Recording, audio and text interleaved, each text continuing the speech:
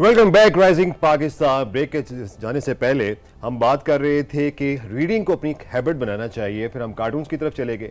आज हम ब्रेक से वापस आए हैं तो हम जब रीडिंग करते हैं तो लाजमी नहीं है कि आपकी जो कोर्स बुक्स हैं आप उन्हीं के साथ जुड़े रहें। कोर्स बुक्स बहुत ज़रूरी हैं, मगर आपके पास दूसरे नॉलेज का होना भी बहुत ज़रूरी है। आप एंजॉय भी करते हैं जब आप स्टोरीज पढ़ते हैं, एडवेंचर के बारे में जब पढ़ते हैं तो फिर आपके अंदर एक शौक चढ़ाता है कि हम भी एडवेंचर करें।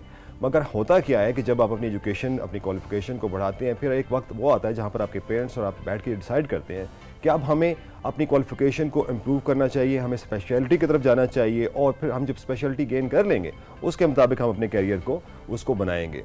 तो हमने आज जिन मेहमान शख्सियत को यहाँ पे दावत दी है, आपके जो मसाइल हैं इसको एड्रेस करने के लिए, ताकि आप डिस्कस कर सकें और अपने फ्यूचर को बेहतर तरीके से प्लान कर सकें। होता ये है कि जब आप एक्सपर्ट्स के पास जाते हैं तो आपके लिए बहुत आसानियाँ पैदा हो जाती हैं, और एक्सपर्ट को हमने सोचा कि आज अपने पास ही बुला लें। तो जो स्टूडेंट कंसल्टेंसी के हवाले से आज हमारे साथ तशरीफ होते हैं वकास साहब। अस्सलाम वालेकुम वकास, कैसे हैं? वालेकुम सलाम, खैरियत से हैं? ठीक-ठाक हैं? Waqas, welcome to rising Pakistan. और अभी बहुत सारे आपके क्लाइंट्स भी देख रहे होंगे कि बहुत सारी बातें वकास बताएंगे, लेकिन स्टार्ट में भी हमने यही अनाउंस किया था कि बाज़ औक़ात करियर आप चूज़ करने में बहुत सारे स्टूडेंट्स गलती कर देते हैं, और फिर बहुत टाइम के बाद उनको रियलाइजेशन होती है कि काश हम ये कर लेते और काश हम वो कर लेते। तो करियर काउंसलिंग कितनी इम्पोर्टेंट है आपकी नज़र में? देखिए जी, करियर काउंसलिंग बहुत ज़्यादा इम्पोर्टेंट है। पाकिस्तान के अंदर बदकिस्मती से हम बहुत लेट सोचते हैं कि हमने क्या करना है। हालांकि बच्चों को चाहिए और पेरेंट्स को चाहिए, वालिदैन को चाहिए कि वो जो है वो जैसे ही बच्चा ओ लेवल्स में आया तो वो अपना प्लान कर ले कि क्या करना है। पाकिस्तान के अंदर एक ट्रेंड जो है उसको बड़ा देखा जाता है कि अब आजकल क्या हो रहा है। मिसाल के तौर पे पहले बीए का ट्रेंड आया, लोगों ने बीए, हर दूसरे बच्चे ने बीए करना शुरू कर दिया, फिर बी काम आ गया, फिर लॉ के ऊपर लोग गए, फिर हर बंदे ने लॉ किया, फिर एक हमारा बेसिक है इंजीनियरिंग और मेडिकल। तो आप हर बच्चे ने अपने हिसाब से एक प्लान किया होता है, और वो प्लान कुछ ऐसे बच्चे होते हैं 5% आप कह लें कि जिन्होंने खुद से एक एम बनाया होता है कि जी मैंने ये करना है, लेकिन कुछ उसमें 95% वो बच्चे होते हैं कि जो उन्होंने अपनी फैमिली के अंदर एक देखा होता है, कोई बच्चा, कोई जो है वो फैमिली मेम्बर कोई डॉक्टर है, वो बड़ा सक्सेसफुल है, तो वो उसके ज़हन होता है कि मैं भी डॉक्टर बन जाऊँ। हालांकि वो हो सकता है कि वो डॉक्टर उसके लिए वो ना हो। तो ये चीज़ है कि बच्चे को शुरू से ही एक प्लान करके चलना होता है। मोस्टली हमारे पास बच्चे आते हैं, अब उसने एफएससी प्री मेडिकल कर ली या प्री इंजीनियरिंग कर ली, तो वो जो है वो डॉक्टर बनना चाह रहा होता है। फिर उसको पता चलता है कि मैंने तो बायो पढ़ी ही नहीं है, अब एडिशनल उसको फिर वो टाइम लगाना पड़ेगा। तो शुरू से ही आपने प्लान करना होता है, क्योंकि ये बड़ा इम्पोर्टेंट है। जब आपने एक पाथ को चूज़ कर लिया और आपके पास कामयाब होने के लिए एक स्ट्रॉन्ग रीज़न भी होनी चाहिए कि आपने उसको क्यों चूज़ किया। लेकिन वकास, आपने कहा कि प्लानिंग बहुत इंपॉर्टेंट होती है। किस तरह से प्लान किया जाए? लेट्स सपोज मैंने अभी एफएससी कर ली, ठीक है, उसके बाद अब मैं एक फील्ड में जाना चाहती हूँ। मैं इस चीज़ को कैसे एनालाइज कर सकती हूँ कि ये फील्ड मेरे लिए ठीक है या नहीं है? एक करियर चूज़ करते हुए क्या क्या चीज़ें हैं जो कि आपके माइंड में होनी चाहिए?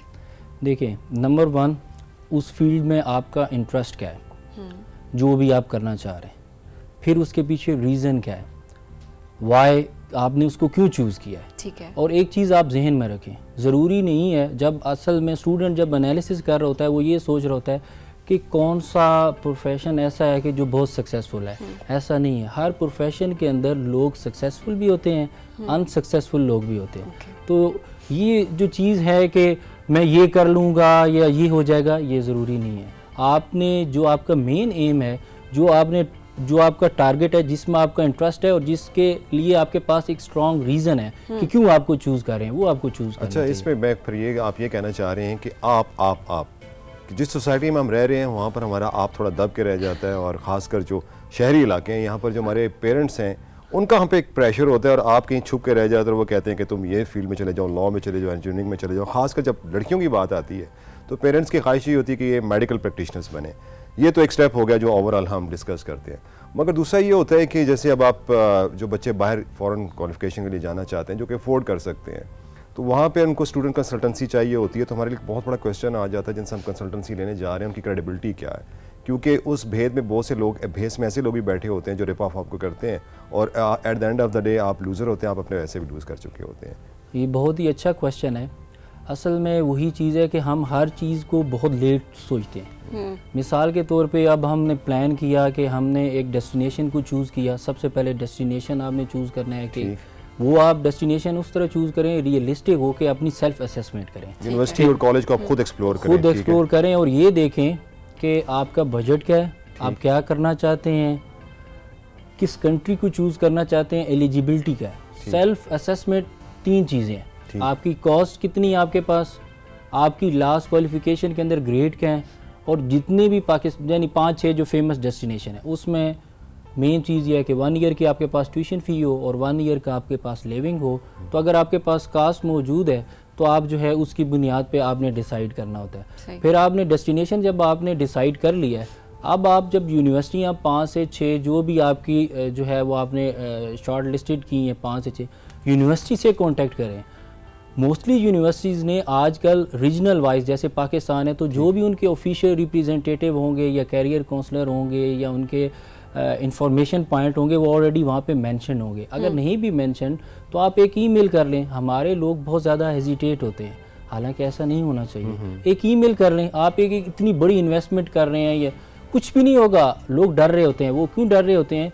ऐसी एक कह लें कि एक मिथ कह लें या एक माइंडसेट कह लें कि पता नहीं मैं खुद से ईमेल कर दूंगा या डॉक्यूमेंट्स भेज दूंगा तो बाद में पता नहीं कैरियर काउंसलर ने या एजेंट ने पता नहीं वो क्या करना है। उसने कुछ नहीं करना, उसने अपने ही आपके ही एजुकेशनल डॉक्यूमेंट्स भिजवाने हैं। उसमें एक और भी तो चीज़ आती है ना कि अब आप तो ये भी हो चुका है क्योंकि आप यूनिवर्सिटीज़ के मुख्तलिफ जब पेजेस को एक्सप्लोर करते हो तो वहाँ पर उन्होंने आपको चैट का भी एक दिया होता है। जी ऐसा है ऑप्शन, आप वहाँ जाते हैं तो आप चैट करते हैं तो आपको क्वेश्चन आंसर जो वो शुरू हो जाते हैं तो आपको डिटेल्स मिल जाती है। ऐसा ही है। तो इस मिथ को तो ज़हन से निकाल देना चाहिए कि अगर आप ईमेल करेंगे तो उसका कोई बैड इफेक्ट आप पे आएगा। ये तो पहला स्टेप हो गया। मैं गया, मैं परसू करना चाह रहा हूँ आईटी में, तो जो ज़्यादातर जो स्टूडेंट्स होते हैं उनकी कोशिश होती है ना कोई स्कॉलरशिप्स मिल जाएँ या जहाँ पर उनको फ़ी कम अदा करनी पड़े।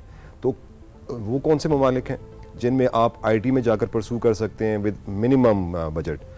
वो उसके बारे में थोड़ा बता दें क्योंकि हमारे बजट्स के बारे में बड़ी रिस्ट्रिक्शंस होती हैं, हमारे पास कम बजट्स होते हैं। ये बिल्कुल आप ठीक कह रहे हैं। स्कॉलरशिप जो है वो सारे लोग ही लेना चाहते हैं, जितने भी स्टूडेंट्स हैं, चाहे वो अफोर्ड कर सकता है चाहे वो नहीं अफोर्ड कर, क्योंकि स्कॉलरशिप का एक टैग है जो कि हर बच्चा ही लेना चाह रहा होता है कि मैं ये कहूँ कि मेरा स्कॉलरशिप बेस्ड करती है कि ग्रेड्स भी अच्छे हों, और दूसरा जब आप अप्लाई करें तो आपके पास एक स्ट्रॉन्ग रीज़न हो कि क्यों आप स्कॉलरशिप के लिए एलिजिबल हैं या क्यों आपको स्कॉलरशिप दी जाए। और दूसरा स्कॉलरशिप या वो डिग्री यानी स्कॉलरशिप लेने के बाद वो जब आप डिग्री कंप्लीट कर लें तो उसके बाद इंटरनेशनल एरिना में या लोकली आपका जो है वो क्या इनपुट होगा या क्या इम्पैक्ट होगा, इस चीज़ के ऊपर जो है वो आपकी स्कॉलरशिप बेस्ड कर रही होती है। बाकी आईटी की जो कोर्सेज़ हैं, देखें जो फ़ी रेंज है ना ये कंट्री वाइज बड़ी वेरी करती है। बजट जो है ये सबसे अहम चीज़ है। किसी जगह बजट बहुत ज़्यादा अफोर्डेबल होता है, यानी ट्यूशन फ़ी आप बिल्कुल अफोर्ड कर रहे होते हैं, लेकिन वहाँ पे फिर उसके वीज़ा की जो रिक्वायरमेंट्स होती हैं वो फिर होती नहीं है। मिसाल के तौर पे आप फिनलैंड ले लें, अब उसकी फ़ीसेस तो बड़ी अफोर्डेबल हैं। कुछ यूरोपियन कंट्रीज़ हैं उनकी फ़ीसेस बहुत ज़्यादा अफोर्डेबल हैं, इटली ले लें, जर्मनी ले लें, लेकिन उनकी जो वीज़ा पॉलिसी है पाकिस्तान के लिए वो बड़ी स्ट्रिक्ट हैं।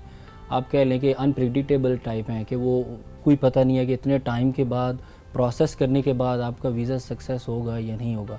तो ट्यूशन फ़ी भी बड़ी इंपॉर्टेंट है कि आपने ये देखना है कि कौन सी फ़ी आप अफोर्ड कर सकते हैं, और ये भी देखना है कि क्या उस यूनिवर्सिटी के अंदर या उस कंट्री की पाकिस्तानी नेशनल्स के लिए वीज़ा की पॉलिसी क्या है। सही। ये बहुत ज़्यादा इंपॉर्टेंट है क्योंकि बहुत सारी जगह फ़ी तो बहुत अफोर्डेबल है लेकिन फिर वहाँ पे आप वीज़ा और टाइम बहुत ज़्यादा इंपॉर्टेंट है। अच्छा, मैं और सबीन डिस्कस कर रहे थे, ये मुझसे कह रही थी कि मुझे ये होता है कि जब बच्चे यहाँ से पढ़ने जाते हैं तो अक्सर बच्चे वहाँ पर कोशिश करते हैं कि किसी तरीके से कि हम जो डिग्री लेने जा रहे हैं बस हम यहीं टिक जाएं, सेटल हो जाएं वहाँ पे, कोई हमें नौकरी मिल जाए वहीं पे और आप वहीं पे रह जाएं। तो ये चीज़ें सामने आती हैं, ऐसे केसेस आपने भी टैकल किए हैं?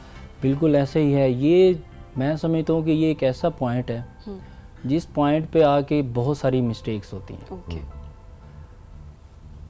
स्टूडेंट और उसके पेरेंट्स मोस्टली उनका पाकिस्तान के अंदर यही एम होता है कि बच्चा जाए वापस ना आए, वहीं सेटल्ड हो जाए, बहुत अच्छा।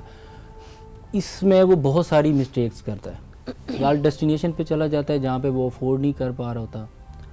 गल्फ यूनिवर्सिटी में चला जाता है टोटल, फिर वहाँ पे ऑन अराइवल पे भी उसके लिए बहुत सारी चैलेंजेस होते हैं और उसके दो इम्पैक्ट होते हैं। एक तो वो खुद उसकी जो है वो सारा डिट्रैक्ट हो जाता है, फिर वो एक एग्जाम्पल बन जाता है यूनिवर्सिटी के लिए भी और इमिग्रेशन के लिए भी कि ये एक, तो इसको लेके बहुत ज़्यादा कंसर्न होना भी चाहिए और नहीं भी होना चाहिए। मिसाल के तौर पे अगर वही पहले वाली बात मैं दोबारा दोहराऊंगा कि हर प्रोफेशन के अंदर सक्सेसफुल लोग भी हैं, अनसक्सेसफुल।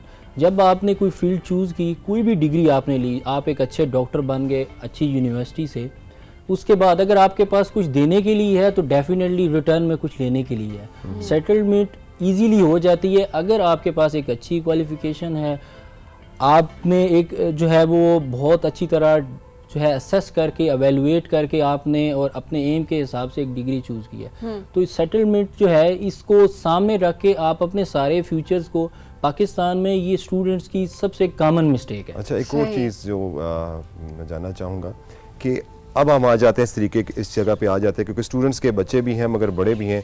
एक हमें बड़ी खुशी होती है कि हमारे प्रोग्राम में अक्सर हमारे जो गेस्ट आते हैं वो पीएचडी स्कॉलर्स होते हैं, पीएचडीज होते हैं और उनके अपने एडवेंचर भी, उनकी लाइफ के बारे में सुनते हैं। तो इट्स वेरी इनकरेजिंग कि अब आपकी एक तो बच्चे आगे वो तो एक्सप्लोर करेंगे यूनिवर्सिटी को, फिर आपके एक ऊपर वाली सतह के लोग आगे जो पीएचडी परस्यू करना चाहते हैं, उसमें गवर्नमेंट ऑफ पाकिस्तान भी, HEC भी उनको हेल्प आउट करता है, कुछ लोग अपने ऑन जाते हैं।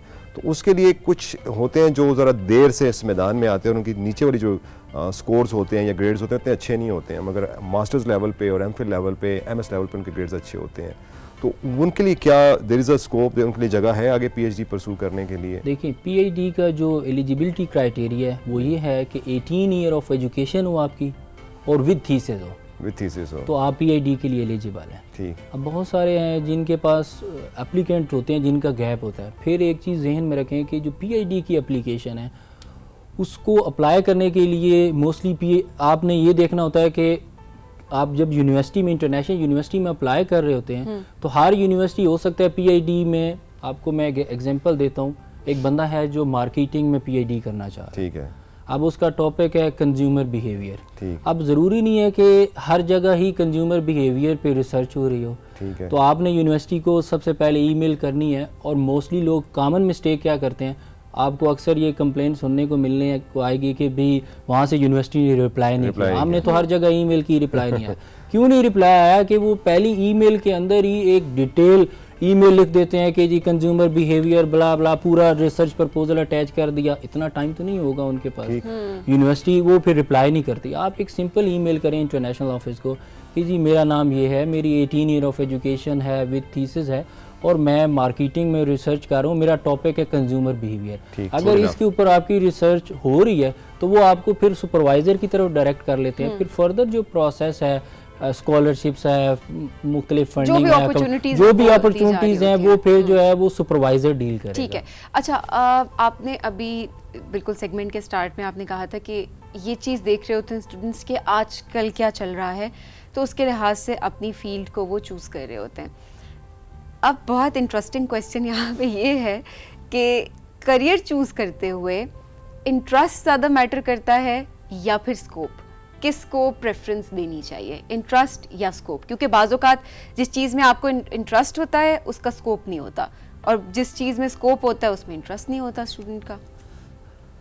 मैं अपने एक्सपीरियंस के बुनियाद पे ये कहता हूँ कि जिस में आपका इंटरेस्ट हो वो आपको चूज़ करना चाहिए। ठीक है। क्योंकि स्कोप जो होता है ना वो टाइम टू टाइम चेंज होता रहता है, लेकिन जिस चीज़ में आपका इंटरेस्ट होता है उसमें आपके पास एक स्ट्रॉन्ग रीजंस भी होती हैं। इंटरेस्ट तब डेवलप होगा बच्चे का जब उसके बैकग्राउंड में एक स्ट्रॉन्ग उसका वर्क होगा, उसने एक यानी इंटरेस्ट होगा तो वो आगे फ्यूचर में उसका जो है स्कोप चेंज होता है लेकिन इंटरेस्ट की बुनियाद पे वो सक्सेसफुल हो जाता है। देखें इंजीनियर्स हैं ना, 95% बहुत सारे इंजीनियर्स हमारे पास आते हैं, वो बाद में कहते हैं कि अब हमने बिजनेस करना है, क्योंकि उनका इंटरेस्ट नहीं होता, वो स्कोप को देख के तो वो जा रहे होते हैं। बहुत सारे डॉक्टर्स भी ऐसे हैं, बहुत सारे और डिफरेंट भी हैं, तो फील्ड्स बहुत ज़्यादा हैं। पाकिस्तान में जो एक सबसे मेन चीज़ है वो ये है कि लोगों की या पेरेंट्स की, वालदैन की, वो आजकल की जो करंट सिनेरियो है, वालदैन को चाहिए कि वो अपने बच्चों को कम से कम 1 घंटा दें, उनके पास बैठें, उनकी जो एक्टिविटीज़ है उनको भी ऑब्ज़र्व करें और बच्चों को भी चाहिए कि वो अपने दोनों तरफ है कि कुछ बच्चे भी जो है वो अपने पेरेंट्स को वो ये समझ रहे होते हैं कि हमारे जो पेरेंट्स हैं इनको कुछ नहीं पता, अब जो है वो मॉडर्न वर्ल्ड आ गया है, ट्रेंड चेंज हो गया है, ऐसी नहीं। पेरेंट्स के पास बैठें, उनके साथ डिस्कस करें, पेरेंट्स भी अंडरस्टैंड करते हैं, क्योंकि ये दोनों का आपस में बैठ के वो जो पेरेंट्स होते हैं फिर वो देखते हैं कि बच्चे का इंटरेस्ट क्या है, और बच्चा ये देख रहा होता है कि वालिद और वालदा जो है, जो पेरेंट्स हैं, वालदैन हैं, उनकी अफोर्डेबिलिटी क्या है, तो वो एक मिल की जो एक कंक्लूजन निकलता है वो बहुत अच्छा निकलता है। अब तो फील्ड्स इतनी ज़्यादा डाइवर्स बहुत ज़्यादा अब तो पहले तो हमारे पास कुछ ऑप्शंस होते थे, अच्छा ये चूज़ कर लें या ये चूज़ कर लें, सारी फील्ड्स हमारे लिए रिस्पेक्टेबल हैं, ऐसी कोई बात नहीं कि किसी फील्ड को, लेकिन अब हमारे पास बहुत सारी फील्ड्स आ गई, हमारे पास ऑप्शंस बहुत ज़्यादा है, नई नई फील्ड्स हैं। हम भी, हमारा भी सेगमेंट होता है हॉस्पिटैलिटी का भी, अब टूरिज्म एंड हॉस्पिटैलिटी एक काफ़ी स्कोप है इसका, जैसा पाकिस्तान में टूरिज्म बढ़ रहा है, तो हम देख रहे हैं कि अब काफ़ी डिग्रीज़ जो हैं वो भी जो है इसमें बहुत सारी यूनिवर्सिटीज़ डिग्री करवा रही हैं। तो आई थिंक कि अब दौर तो बदल ही रहा है उसके साथ साथ, लेकिन पेरेंट्स की राय भी बहुत ज़रूरी है। और जिस तरह से वकास ने बात की वो बहुत ज़बरदस्त बात थी कि आपका जिस चीज़ में इंटरेस्ट है आप उसको लेकर चलें, उस पर फिर स्कोप आप खुद क्रिएट कर लेते हैं। इंटरेस्ट है तो आप आगे चीज़ को लेकर चल सकते हैं, इंटरेस्ट ही नहीं है, सिर्फ आप अगर स्कोप पे चलेंगे तो ऑब्वियसली स्कोप तो कभी भी ख़त्म हो सकता है और ट्रेंड तो कभी भी चेंज हो सकता है। तो बहुत ज़बरदस्त आपने टिप्स दी। आई होप कि जितने भी स्टूडेंट्स अभी हमें देख रहे हैं और वो इस उलझन में हैं कि क्योंकि रिजल्ट्स भी आए, उसके बाद बच्चों को यही हो रहा है कि वो किस तरफ जाएँ, स्टूडेंट्स यही सोच रहे हैं कि क्या फील्ड वो चूज़ करें, तो डेफिनेटली ये सेगमेंट उनके लिए बहुत ज़्यादा हेल्पफुल होगा। Thank you so much Waqas, पहले भी आप हमारे पास तशरीफ लाए और आपने बहुत ज़बरदस्त यहाँ बैठे बैठे सेगमेंट के थ्रू काउंसलिंग हो जाती है students. Thank you very much जी, थैंक यू। बिल्कुल जी, अब हम जाएंगे ब्रेक के जानिब और ब्रेक के बाद फिर हम आएंगे, सोशल मीडिया सेगमेंट है हमारा और साथ हमारे माहद होंगे सिंगर, वो अपनी आवाज़ों का सुर बिखेरेंगे। लेते हैं यहाँ पर एक छोटी सी ब्रेक। राइजिंग पाकिस्तान।